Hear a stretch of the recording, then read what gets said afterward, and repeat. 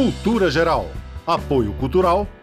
Faculdades Milton Campos. Venha ser referência. Estude com quem já é. Instituto Santa Terezinha. Ensinando com qualidade. Mais de 40 anos de experiência em ensino fundamental.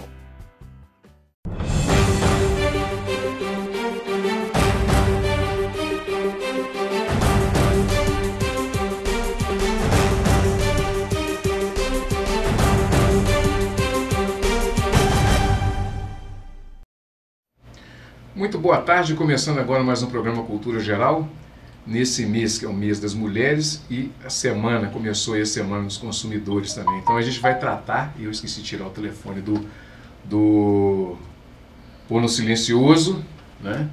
E a gente vai tratar aqui do mês dos consumidores, mês das mulheres, vamos tratar também do IPVA. Tem muitas dúvidas aí com relação ao IPVA, né? Tem gente que tem carro muito caro, igual o Eli aqui, tem uma Mercedes, né? E aí fica sem pagar o IPVA, agora pode protestar. Bom, quem tem e não paga já sabe que pode haver protesto, mas quem pensa em comprar e não tem dinheiro para pagar o IPVA, não faz isso não, porque agora pode protestar o nome, viu? O nome vai para o SPC, para o Serasa, e vai para a dívida ativa, um negócio complicado, viu?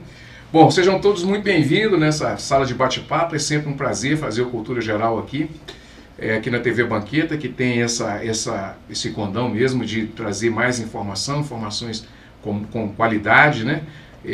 Saudando aí a todos os vilanovenses, que sábado nós quase morremos do coração, mas ganhamos, né, o jogo e estamos salvos aí. Agora vamos ver se a gente classifica, né? Graças a Deus, Vila Nova na primeira divisão, né? Vila Nova é tradição. Sejam todos muito bem-vindos. Estamos recebendo aqui a doutora Sabrina, seja muito bem-vindo. Eu que agradeço. Bem-vinda, né? Seja bem-vinda mais uma vez. E a gente vai tratar um pouquinho do mês das mulheres, né, Sabrina? Isso. E também dos consumidores. Seja muito, muito bem-vinda. E eu acho que é uma pauta mais do que importante, né? E a gente precisa ter sempre tocando nessa ferida, principalmente com relação às mulheres, né? Sim, com certeza. Muito obrigado pela presença de vocês duas, né, que vão falar um pouquinho do IPVA, servidora pública, e seja muito bem-vinda. Não precisa ficar nervosa, o programa é um bate-papo, aqui é um rádio falado, seja muito bem-vinda, viu? Eu que agradeço a oportunidade de estar aqui, que eu acredito muito que a gente precisa saber mais, e o IPVA é um assunto de interesse de muitas pessoas, porque todo mundo tem um carro, quem ainda não tem vontade de adquirir um, então tem que pensar nas consequências, que não é barato hoje a gente ter um veículo, e estar na oportunidade de compartilhar um pouco da experiência que eu vejo no meu dia a dia aqui, para mim é um prazer enorme. Doutora, sócia do CADU, né? Seja muito bem-vinda aqui, é a primeira vez na televisão aqui de Nova Lima, é um prazer te receber. Obrigada pela oportunidade. A gente sempre que tem a oportunidade de passar conhecimento, de passar informação, a gente tem que aproveitar a oportunidade, porque informar-se é exercício de cidadania. Então a gente tem que promover mais esses encontros, sim. Obrigada. Bernadette, vamos começar com esse negócio do IPVA? Sim. Hoje pode protestar o nome do sujeito que não paga IPVA? Como é que funciona isso? Pode. Mas antes, assim, eu queria falar um pouquinho do IPVA, porque ele é de interesse de todo mundo, como eu disse, quem tem um veículo ou quem pensa em ter. Hoje a gente tem no estado, as alíquotas variam entre 0,5% a 4%, sendo 4% sobre o valor de bem do veículo. Atualmente utiliza-se como referência a tabela FIPE. Então não é um custo muito barato para você manter um veículo. E esse imposto ele é cobrado anualmente. Então a cada ano, na virada do exercício para os veículos usados, ele ocorre o fato gerador. Então, tem que estar sempre preparado. Começo de ano é muitos impostos que vêm. E hoje, o devedor do IPVA, ele pode ser protestado. Esse protesto, ele vem se intensificando nos últimos anos. É uma medida que foi mais efetivada a partir de 2014 e hoje é uma estratégia que o fisco adota para melhorar a arrecadação do IPVA. Então, qualquer devedor do IPVA hoje pode ter o seu nome protestado e gerando todas as repercussões que isso gera. As restrições financeiras, as restrições cadastrais, vai te impedir de um financiamento, né? Então, hoje, qualquer valor de IPVA atrasado pode ser protestado. Doutora Ana, é constitucional? Sim, o STF fixou a tese de constitucionalidade do protesto. Então não tem muito como se esquivar dessa possibilidade. Não existe sequer um limite de valor para você ser protestado. Pode ser até um valor insignificante, R$30, R$50, como no caso muitas vezes de motocicleta, né, de IPVA de motocicleta. Até nessas hipóteses você está sujeito ao protesto e é constitucional, sim. É claro que alguns advogados na época em que isso passou a ser utilizado como forma de coercitiva de recebimento, né, desses valores por parte do Estado, questionaram o fato de que com protesto você fica sem meio de defesa administrativa, né, uma forma muito imperativa de cobrança. Mas isso já está fixado como tese, então não tem como se esquivar dessa cobrança e do protesto e da negativação, como as pessoas costumam dizer, né, popularmente, da negativação do nome, inclusive resvalando aí, né, em órgãos de proteção ao crédito, como o SPC, também. Bernadette, como é que é feito o exercício e cobrança do IPVA? É uma cobrança anual para os carros usados. O fato gerador ocorre em todo 1º de janeiro, sendo para os carros novos na data da aquisição. E essa cobrança, em todo final de exercício, a CEF divulga os valores que vão ser do IPVA do exercício seguinte. Nesse período, o contribuinte que achar que aquele valor está fora do mercado, que o valor do veículo não é aquele, ele pode recorrer, tem um prazo para recorrer. Então é no mês de dezembro que são divulgados esses valores. E de imediato, a primeira chance que o contribuinte tem de fazer o parcelamento, que é concedido de forma indistinta, podendo ser pago em janeiro, fevereiro e março, sendo as datas variando de acordo com o final da placa de cada veículo. Tem algum outro tipo de parcelamento? Poder parcelar em 10 vezes, por exemplo? Sim. Bem pertinente essa questão do parcelamento. O parcelamento do IPVA do exercício em curso, por exemplo, de 2019, ele é permitido pela legislação desde 2018, após 30 dias de vencimento da última parcela. Nesse ano de 2019, a gente teve a prorrogação de vencimento do IPVA para os servidores públicos do estado de Minas Gerais. Foi uma medida adotada pelo governador anterior como uma forma de compensar pelo pagamento em atraso dos salários do 13º. Nesse caso, todo servidor público, ele que tiver o veículo registrado em seu nome, que o CPF tiver na base de dados como servidor público, ele já tem essa prorrogação automática. Servidor público estadual, né? Exato. Então, todo servidor público estadual vai ter, que estiver o veículo emplacado em seu nome, vai ter a prorrogação para o dia 30 de abril. Após 30 de abril, que vai ser o vencimento da última parcela, a gente vai ter as normas regulamentando o parcelamento do exercício de 2019, que é o exercício vigente. No entanto, para os exercícios anteriores, eu estou devendo o IPVA de 2018, 2017, exercícios anteriores, é possível o parcelamento do IPVA em até 12 vezes, desde respeitado o valor mínimo da parcela, que hoje para a pessoa física seria em torno de R$ 238. Tem algum perfil de veículos, assim, valores de veículos assim que fica mais, vamos dizer, devendo mais? Por exemplo, veículos de luxo, veículos de alto luxo, tal. Esses veículos são veículos que normalmente fiquem atrás e é por isso que o Estado resolveu criar essa alternativa? Hoje, o perfil do devedor do IPVA, ele é muito mesclado, porque a crise econômica reflete no recolhimento do imposto. E o que a gente vê é que os mecanismos de cobrança do protesto, ele vem buscando um melhor resultado na cobrança. Então, hoje, a frota de Minas Gerais é enorme e o número de devedores também. Então, as formas de parcelamento, ela está voltada para o contribuinte, na sua maioria, a pessoa física. Porque as pessoas jurídicas, por causa das restrições que possam ter, elas são obrigadas de uma forma, de uma cobrança mais incisiva sobre a sua frota. Doutora Sabrina, para você não ficar só olhando aí, vou te colocar numa conversa. Eu quis falar primeiro um pouco do IPVA, que eu acho que também entra um pouco na seara do direito consumidor, né? Vamos conceituar o direito consumidor? Sim, claro. A princípio, eu acho interessante a gente falar o porquê que veio o Código de Defesa do Consumidor. Na verdade, as cidades elas começaram a crescer numa proporção muito grande e a população começou a ter poder de compra. Então, com isso, o legislador eles começaram a verificar que faltava uma lei que regulasse essa relação fornecedor e consumidor. E principalmente que protegesse o consumidor de má fé do fornecedor, daqueles que fizessem talvez uma propaganda ali que fosse enganosa ou um contrato que tivesse cláusula abusiva. Ainda não tinha uma lei que o regulasse. Então, na década de 90, foi criada a Lei 8.078, que é a Lei de Defesa do Consumidor. Agora, pensando nisso, no nosso cotidiano, porque no nosso cotidiano a gente está o tempo todo lidando com o direito do consumidor. Quando você vai num restaurante, você contrata um plano de TV, um plano de saúde, quando você vai nos bancos. Então, o tempo todo você está lidando ali com o direito do consumidor. Pensando nisso, o legislador colocou no artigo 6º do Código os direitos básicos do consumidor, que vai regular mais ou menos assim, vai englobar todos os direitos ali vigentes do consumidor.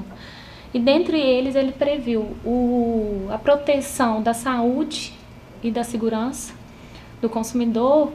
Então, a partir de então, todo fornecedor de prestador de serviço e o fornecedor de produto, ele deve em todo produto e serviço informar quais que são os produtos que têm nocividade à saúde, que possa prejudicar de alguma maneira.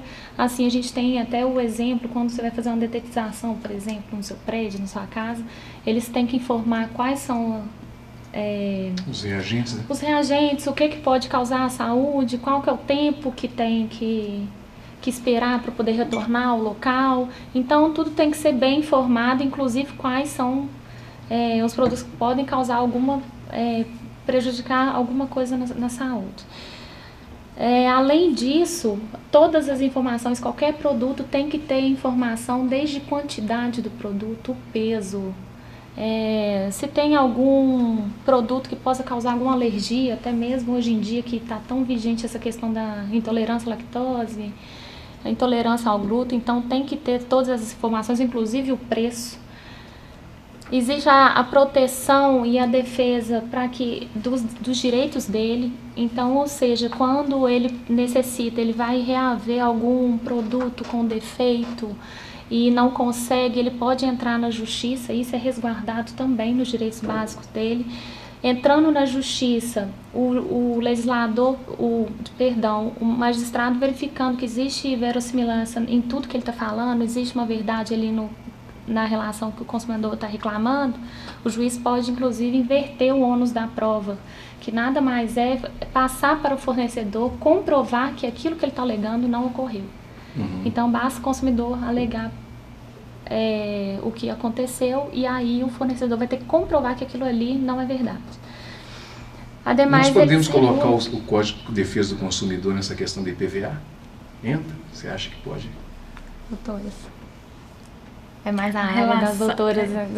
A relação contribuinte e fisco é uma relação mais singular. Sim. Não deixa de ter, hoje a gente tem o código que protege o contribuinte, o Código de Defesa do Contribuinte, que não permite, que traz defesas para ele, só que é um pouco diferente da relação consumidor. Com a fazenda pública, a relação é diferente, né? Ela é diferente porque o fisco, a fazenda pública, ela tem o poder de polícia de cobrar aquela, então ela está investida de uma prerrogativa. Então hoje, mas o contribuinte ele não está à mercê do arbítrio, existem mecanismos, institutos jurídicos que garantem para ele uma proteção. Então existem os institutos da decadência e da prescrição para ele não ficar à mercê do fisco indistintamente por tempo indeterminado, a qualquer momento o fisco vir atrás dele para receber um imposto.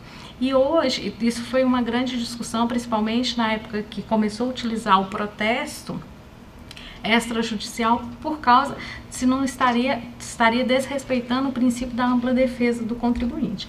Mas existem mecanismos, existe o Código de Defesa do Contribuinte, tanto a nível nacional, a nível estadual, ele não fica desamparado dos seus direitos mais básicos.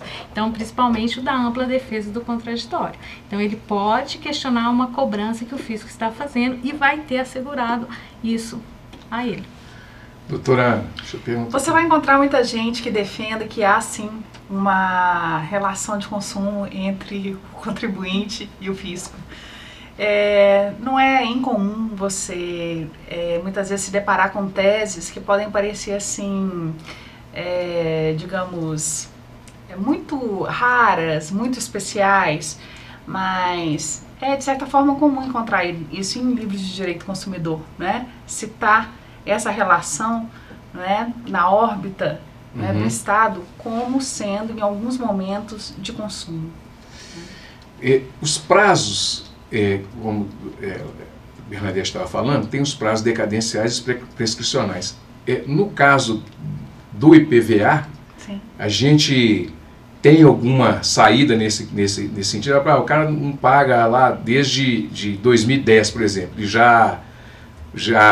e o Estado não escreveu na dívida ativa ou coisa nesse sentido. Está prescrito? Como é que funciona? Bom, o que vai ser cobrado, né, pelo Estado são as dívidas dos últimos 5 anos. Né? Mas assim, o modelo de contagem de prazo do Estado, ele é um pouco peculiar. Então, digamos que nós estamos agora em 2019, você tem que considerar, não é, toda e qualquer dívida que seja de 2014 até o ano de 2019, essas sim estão sujeitas à cobrança por parte do Estado. Então, na verdade, são 5 anos com efeito de 6, né? Se é que eu me fiz entender.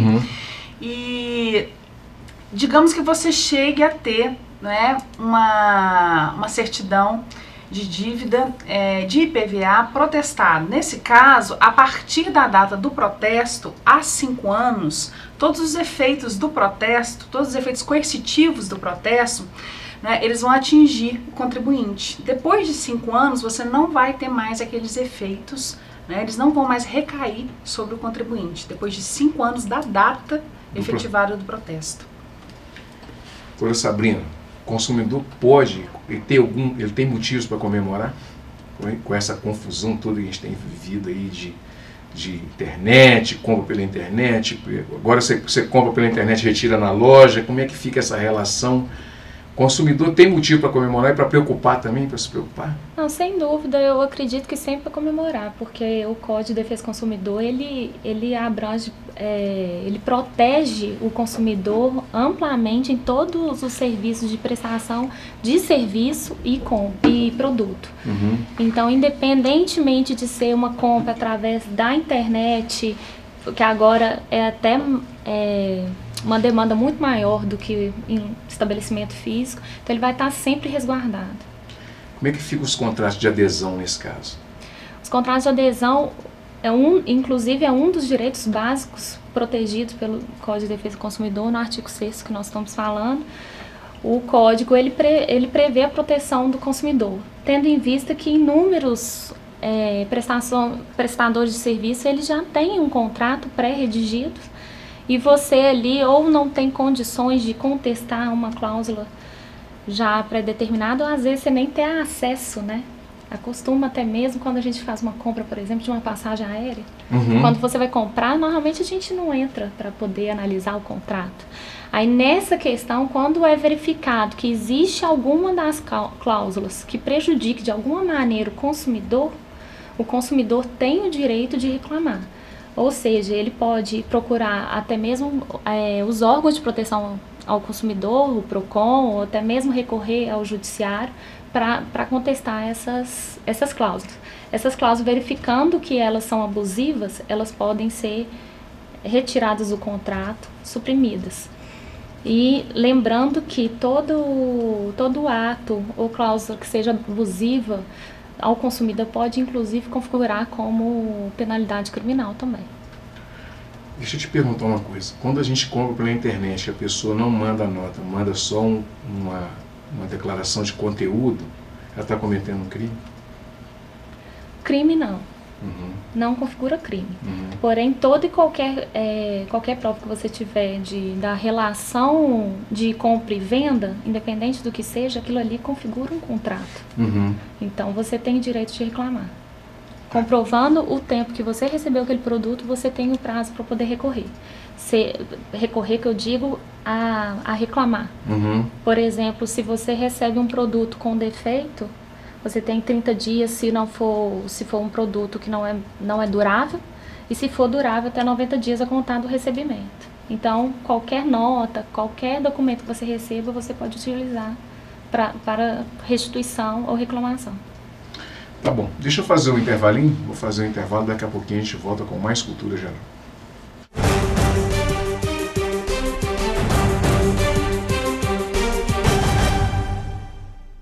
Cultura Geral. Apoio Cultural. Faculdades Milton Campos. Venha ser referência. Estude com quem já é. Instituto Santa Terezinha. Ensinando com qualidade. Mais de 40 anos de experiência em ensino fundamental.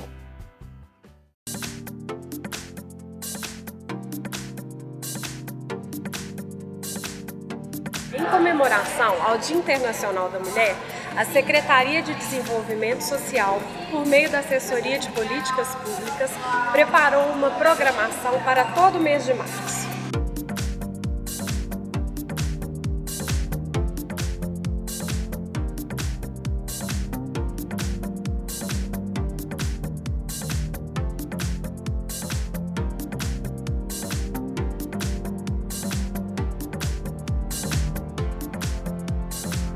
Olhar a glicose, olhar a pressão. É muito importante para a mulher fazer esses exames, né? E a glicemia tá ótima. E a pressão também. E melhor ainda que minha glicose tá 89.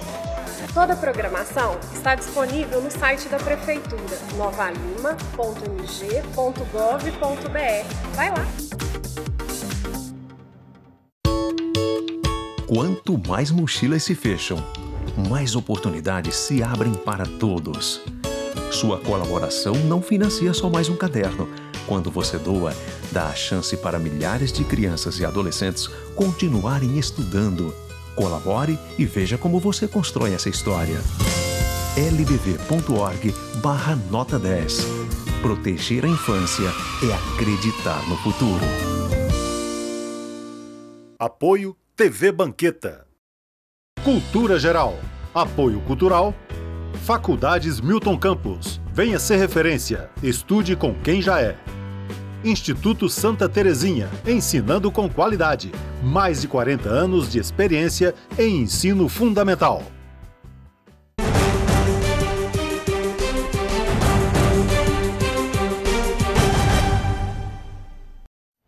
Muito bem, voltando com o programa Cultura Geral, deixa eu rolar a bola aqui para a doutora Ana de uma vez. Doutora Ana, como é que a senhora vê esse mês internacional das mulheres? Eu vejo muito bem. Primeira coisa que eu quero dizer é que eu amo ser mulher, eu tenho muito orgulho de ser mulher, eu tenho orgulho das conquistas que as mulheres conquistaram nos últimos anos no país, né? Eu acompanhei bem isso, eu sou professora universitária há quase 20 anos, e quando eu comecei a dar aula era uma exceção ter uma professora, né, num mundo tão masculino como o direito. Hoje em dia a maioria dos meus alunos é de mulheres, então eu formo muito mais advogadas que advogados, por exemplo, né? E eu considero isso como conquista, porque a educação é algo que realmente muda a situação de uma pessoa, né? Então as mulheres hoje elas têm sim mais acesso à educação, elas têm mais oportunidades. É claro que o caminho é muito longo, né? Mas eu acho que a gente veio bem até agora. Bernadette, você como servidora pública, como é que você enxerga o papel das mulheres, essencialmente no serviço público, né? Que também era tomado por homens, né? E hoje é bem dividido, né? Ou mais ou menos, né? Proporcionalmente, né? Eu vejo ainda as mulheres enfrentam uma grande dificuldade, porque ainda existe uma presença forte dos homens mandarem, de estarem nos cargos de decisão, e essa mudança ela acontece bem lentamente. Hoje tem um número expressivo de mulheres que entrou no concurso, que concorrem às vagas igualmente, mas nos poderes diretivos mesmo, ainda eu vejo um bem limitado. Então, assim, não tem muitas políticas que assegurem uma presença mais forte das mulheres, e a luta de uma servidora, das servidoras públicas, é muito grande para poder provar que é competente, que é capaz, e conciliar isso tudo com a vida pessoal. Então eu vejo ainda que existem grandes dificuldades aí serem enfrentadas. Nós ainda estamos diante da terceira jornada da mulher ainda? Sim. A mulher são 3 jornadas, às vezes até 4, né? Sim. Como é que você enxerga isso? Essa parte é melhor nem comentar. Para quem é mãe, né? Para quem é profissional. Realmente são muitos desafios, mas eu acho que é inerente à posição, ao fato de você ser mulher, enfrentar os desafios de frente. Eu acho que faz parte do papel de ser mulher, enfrentar desafios. Eu Sabrina, acho como é coerente. Bola tá com você. O que é ser mulher? Nossa, eu acho que é mais ou menos como a doutora Ana já introduziu aí, a gente é 1001 funções, né? É mulher, eu acho que é o ser forte, vamos dizer assim. E como é que você enxerga o mês internacional da mulher? Que eu não gosto de falar só do dia nem da semana, tem que dar um mês inteiro. Mês. Eu acho interessante a gente falar de onde que veio, né, essa comemoração. O 8 de março ele foi marcado por uma manifestação que ocorreu em 1917, na Primeira Guerra Mundial. Nessa época foi na Rússia, onde 90 mil mulheres reuniram para reivindicar os seus direitos, a melhoria de qualidade de vida e de trabalho. Essa manifestação foi conhecida até como Pão e Paz. E deu um marco muito grande, porém ela foi conhecida, essa data, 4 anos depois. 4 anos depois foi dado essa data como internacionalmente o direito da mulher, como homenagem às mulheres que reivindicavam pelos seus direitos, a melhoria dos direitos quanto à vida, quanto ao trabalho, que ainda era muito precário. Agora, o que acontece é que com o passar dos anos, houve muita deturpação dessa data, porque a sociedade foi levando muito essa data para o lado da beleza, da delicadeza da mulher, e foi se esquecendo muito o sentido da data, que é pela luta, pelas conquistas que a mulher foi conquistando ao longo dos anos. Porém, apesar disso tudo, eu ainda vejo o simbolismo da data como muito importante, porque a mulher não só conquistou muitas coisas, espaço, tanto nos lares, que hoje em dia já não existe tanto mais aquela mulher que vive somente para cuidar do lar, mas também de trabalhar, de ter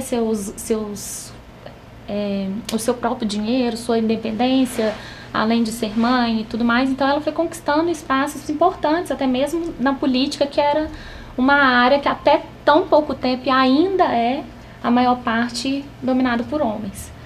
Então eu vejo muito importante essa data com relação a isso, para a gente sempre estar retomando o verdadeiro sentido do 8 de março, pelas lutas e conquistas e do espaço que a mulher tem conquistado na sociedade.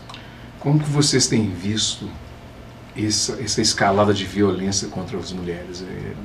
Nós começamos em janeiro com ataques brutais, né? E eu acho que isso tem que ser conversado, tem que ser dito, tem que ser falado. Como é que vocês enxergam isso e como é que vocês relacionam com esse medo constante, né? Às vezes de andar na rua e a questão psicológica mesmo, né, do medo, né? Como é que é lidar com isso o tempo todo? Eu acho que são várias questões nesse ramo, né, Betão? Eu acho que nós estamos no século XXI e ainda existe, o índice de violência contra a mulher ainda é muito grande, né? Nós temos aí índice da Lei Maria da Penha altíssimo, né? E infelizmente tem até relação com o que a gente está falando, de conquistas da mulher ter conquistado cada vez mais essa independência financeira, mas infelizmente ainda tem quase que a metade da população de mulher ainda que não é empregada, que muitas vezes é dependente do homem. E isso, infelizmente, é um das proporções do porquê da violência doméstica e de mulher ainda está ainda num relacionamento nessa proporção. Agora, com relação ao medo, é difícil a gente falar, né? Entra aí questão da segurança pública. Realmente, ainda a mulher é um ser frágil, vista como tal, né? Conquistou muito espaço nessa, porque hoje a mulher tem voz, então toda e qualquer adversidade que aconteça com ela, a gente tem aonde recorrer. Hoje em dia nós temos o recurso da Lei Maria da Penha, nós temos delegacias especializadas da mulher. Então hoje a mulher tem, além de ter voz, ela tem aonde recorrer e tem a proteção do Estado. Então, pelo menos a gente vê esse lado positivo, que ainda tem muito que ser conquistado, mas já conquistou um espaço bem grande, bem considerável e importante para a mulher. Bernadette. Eu acho que as mulheres, elas têm conseguido, até decorrência mesmo do próprio amadurecimento da sociedade, conseguido o seu espaço. É muito triste essas notícias de violência, mas, por outro lado, promove o debate, busca de soluções. As políticas públicas ainda precisam ser mais efetivas, de maneira assim, a trazer o acesso, a proteção àquela mulher para denunciar, para ter aquele amparo. Ainda estamos caminhando, mas eu vejo que a sociedade, ela caminha numa progressão, numa evolução para buscar mais esse reconhecimento e a importância da mulher para a sociedade, para a família e para a sociedade que ela vive. Doutora Ana, como é que a senhora vê essa questão da violência contra as mulheres e como é que a gente pode enxergar um caminho mais claro assim, de proteção e de igualdade de direitos? Porque a gente ainda tem que colocar algumas pitadas assim ainda nessa discussão ainda, vamos tentar fazer até o final do mês, né?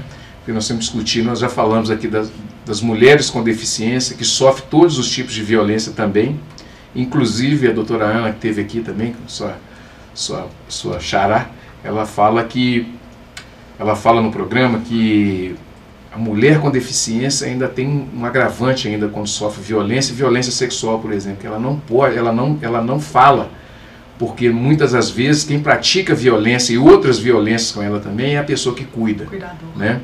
Então, vamos trazer aqui uma mulher trans de novo esse ano, né? Eu trouxe no início do mês de março, nós vamos trazer no final, né? Nós vamos discutir a questão das mulheres negras também na sociedade brasileira mais uma vez, né? Temos aí a questão da Marielle, que não se resolve, é um problema muito sério.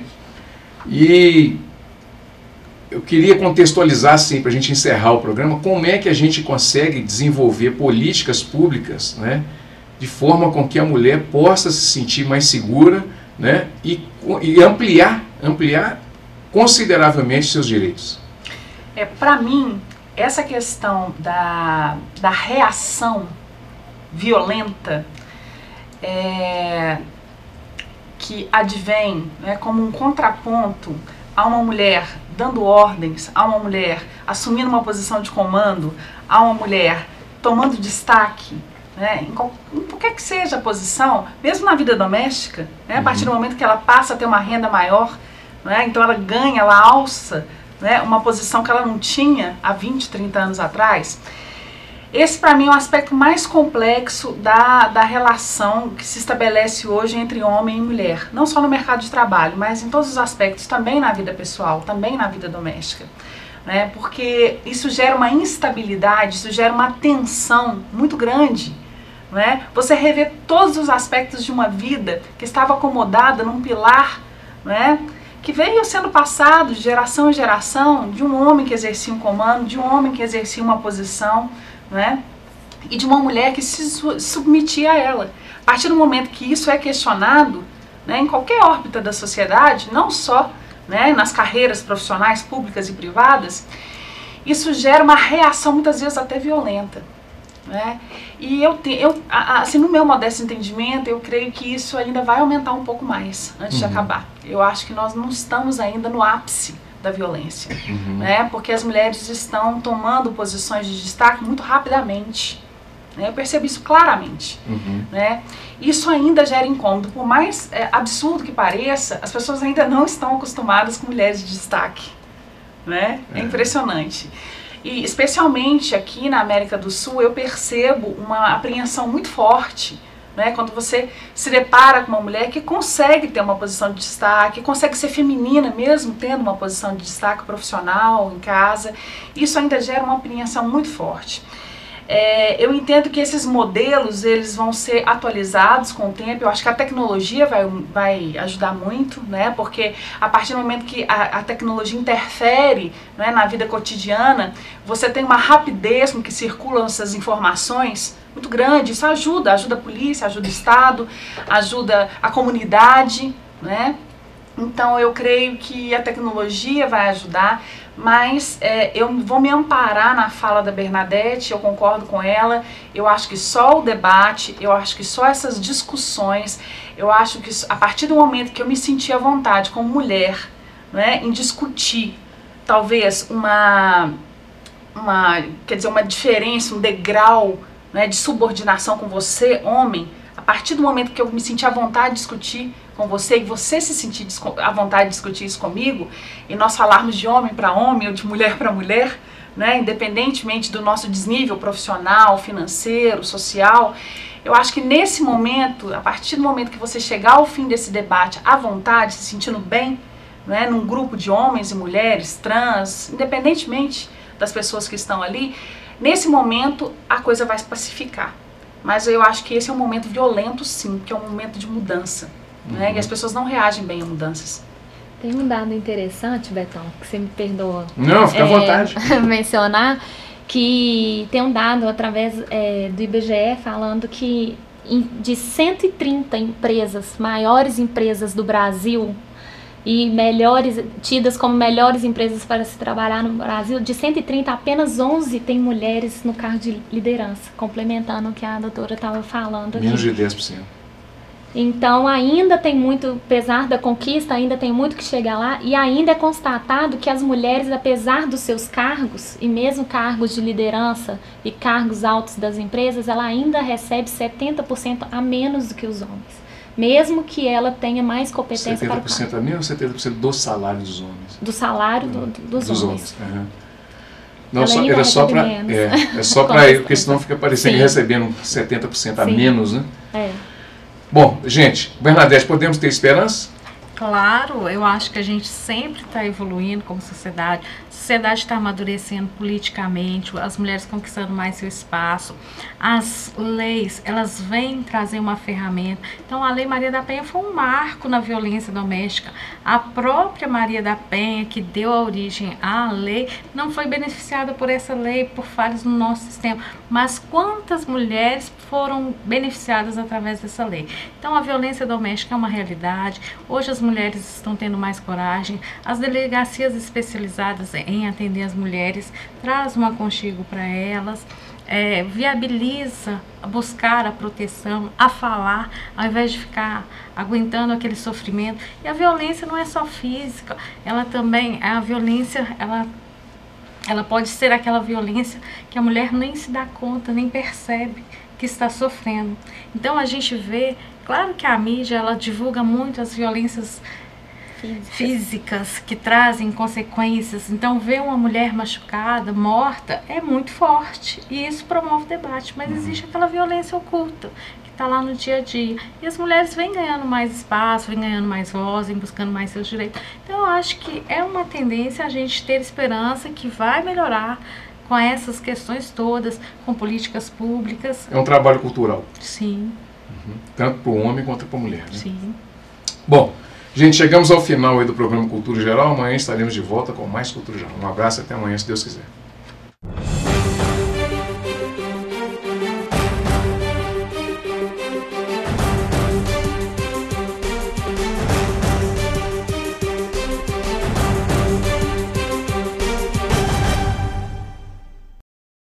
Cultura Geral. Apoio Cultural. Faculdades Milton Campos. Venha ser referência. Estude com quem já é. Instituto Santa Terezinha. Ensinando com qualidade. Mais de 40 anos de experiência em ensino fundamental.